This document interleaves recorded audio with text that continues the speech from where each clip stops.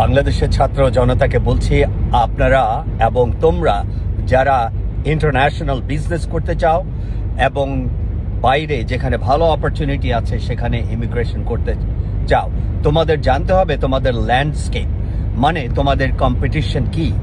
আমি সমস্ত মধ্য আমেরিকা, দক্ষিণ আমেরিকা এবং আফ্রিকা ঘুরে একটা জিনিস দেখেছি যে তোমাদের ইন্টারন্যাশনাল কম্পিটিশন হচ্ছে চাইনিজরা।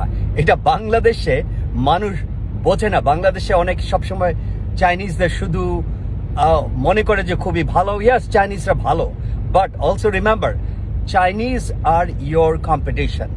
এই সমস্ত উন্নয়নশীল দেশে আমি দেখেছি যে চাইনিজরা ছোট ছোট স্টোর খুলে ওখানে কাপড় চোপড় থেকে শুরু করে চামচ, বাসন, নিত্য প্রয়োজনীয় জিনিসের সমস্ত কিছু তারা বিক্রি করে এবং চাইনিজ ইমিগ্রেন্টরা এগুলো সমস্ত কিছু ওন করে। আর এরপরেই তোমাদের কম্পিটিশন হচ্ছে ভারতীয় এবং ইন্ডিয়ানরা।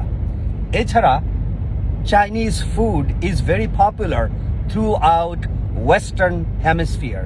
কিন্তু এই দিক থেকে কিন্তু চাইনিজরা, তোমরা যদি বাংলাদেশি রেস্টুরেন্ট খোলো, ইন্ডিয়ান রেস্টুরেন্ট খোলো, তাহলে চাইনিজরা তোমাদের সাথে কম্পিট করতে পারবে না, because this is your food. Chinese doesn't know how to cook this food unless they have an Indian cook.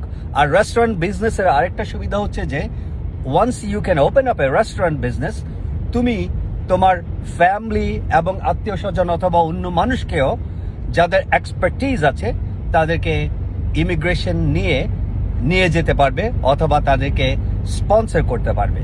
So বাইরের দেশে অ্যাকচুয়ালি থার্ড ওয়ার্ল্ডের জনগণের, শুধু বাংলাদেশ নয়, সমস্ত থার্ড ওয়ার্ল্ড জনগণের 1 নম্বর কম্পিটিশন হচ্ছে চাইনিজরা, নট এনিবডি এলস। আমেরিকানরা, ইউরোপিয়ানরা, ব্রিটিশরা গরিব থার্ড ওয়ার্ল্ড কান্ট্রিদের সাথে কম্পিট করে না। কিন্তু চায়না শুধু যে অ্যাডভান্স কান্ট্রিগুলির সাথে কম্পিট করছে তাই না, চায়নাতে 1 বিলিয়ন মানুষ থাকাতে চাইনিজরা থার্ড ওয়ার্ল্ড কান্ট্রি গরিব মানুষগুলোর সাথেও কম্পিটিশন করে। এটা তোমাদের জানা উচিত, because this is part of your landscape. খুদা হাফেজ।